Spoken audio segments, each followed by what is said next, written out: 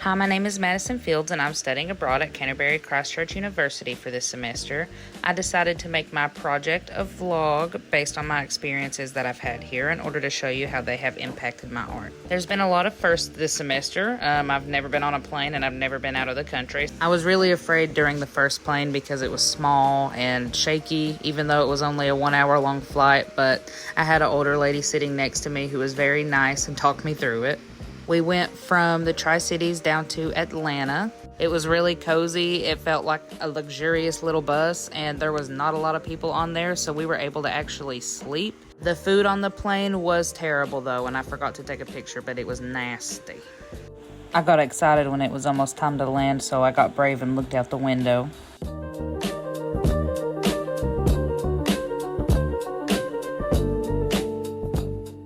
That's my favorite clip. Anyway. We arrived in London and we got a coach from the airport to our dorms at St. George's Center, but we ended up staying awake to kind of try to fight off the jet lag and go to bed at a reasonable time. The first few days, we just took some time to get acquainted with the city. One of the first trips that we took was to the Roman Museum in Canterbury. Underneath the Roman Museum, there are lots of mosaics in the floor and other historical artifacts that have been found from the Romans. So they compiled them all into this museum to show how rich Canterbury's history is. My favorite thing that I saw that I did forget to take a video of was a drop spindle that you make yarn with, and I do a lot with fiber arts. So it was really interesting to see that they still made yarn the same way that I do today. And if it's not broke, then don't fix it. We also played around with some of the props and the little interactive areas. You know, we couldn't leave that part out, even though it was meant for the children. It's fine. Our next trip that we took was out to the Church of St. Martin, which is significant because it is the oldest church building in Britain that is still used today for worship services.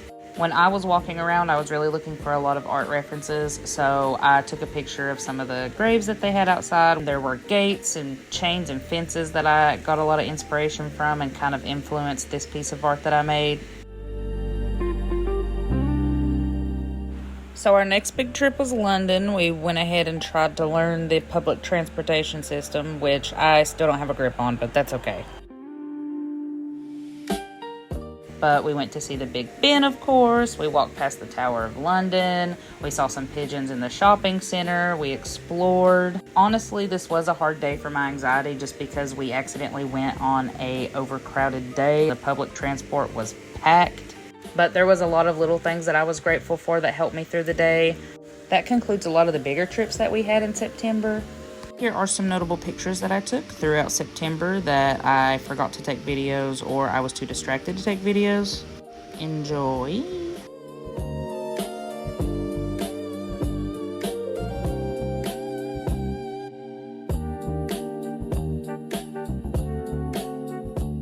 So starting in October, the first trip we took was to Dover Castle. When we first came into Dover, it looked very intimidating because we were so far below, and even more so if you consider that we had to take the massive trek up the hill to get there.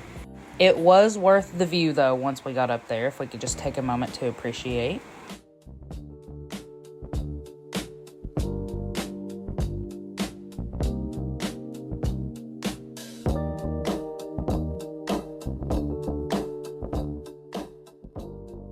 There were some ruined towers and a beautiful little church that they had maintained with some stained glass in it that I really liked. They had old recreations of what the rooms would look like with some artifacts from the history of the castle itself.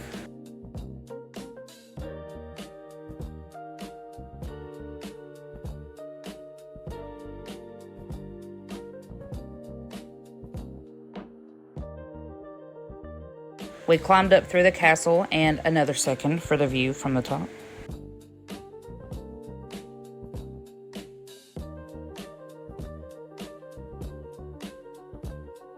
After we were done in the castle, we went down to the Pebble Beach and played for a little bit, and we buried Michael in the pebbles. After that, we called it a day, but honestly, it was one of my favorite trips, even though we had to climb up that gigantic hill. Our next trip was to Bodiam Castle. The fields on the walk up were very atmospheric and moody and fall-themed, especially because of the fog. The castle itself was surrounded by this huge moat with massive fish in it that I think were used to being fed by tourists because they kept swimming over to us with their mouths open. Here's me. Hi. One of the things that fascinated me was the carvings in the stone, kind of like graffiti. It really surprised me that people still leave their mark the way that they used to, except now we really use like pocket knives and Sharpies. The earliest one that I found was from around the 1800s. After that, we climbed up this huge spiral staircase to the top and were treated to another amazing view, if we could take a second.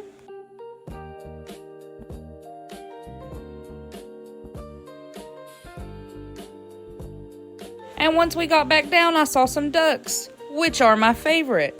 We took a seat on the bench outside and took another chance to get a good view of the front of the castle before we headed back to the cafe near the entrance. This food looked straight out of a magazine and it was so good.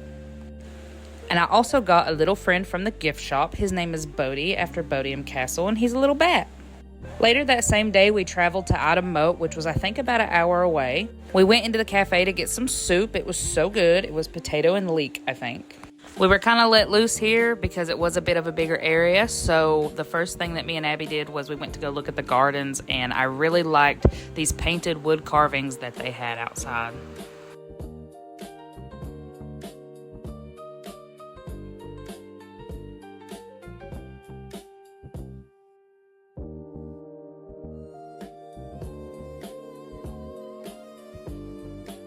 This was the house itself, and I was enamored by this crochet blanket. It was a recreation of the house that was made by one of the previous workers here during her shifts.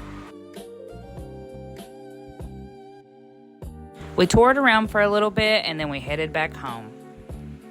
Now, that weekend, we took a side quest out to go watch the paper cinema at Kent University. It was me, Ashley, and Abby. We tried to take the public transport, like the bus, but we missed a stop somewhere and ended up about 20 minutes past where we needed to be. So we got off, regrouped at a fish and chip shop randomly somewhere, and ordered an Uber to get to the show. Somehow we made it only 5 minutes after they started, so we didn't miss a whole lot, but we ended up calling it quits and getting an Uber on the way back home because we were scorned at that point. That's about it for October. There were more trips in November, but I won't have time to edit them in before you're able to see this, so I may make a part 2 in the future. I have been making a lot of art, primarily lino cut prints that have been influenced by the architecture and some of the other art that I've seen here, and I've been trying to label them as I go to keep up with them. I've seen so many places and things that are new to me, and I can already see it coming through my work. I am really excited to see how this experience does shape my future work, but for now, here's some of what I've been working on. Thank you so much for coming to the art show, and let me know if you have any questions.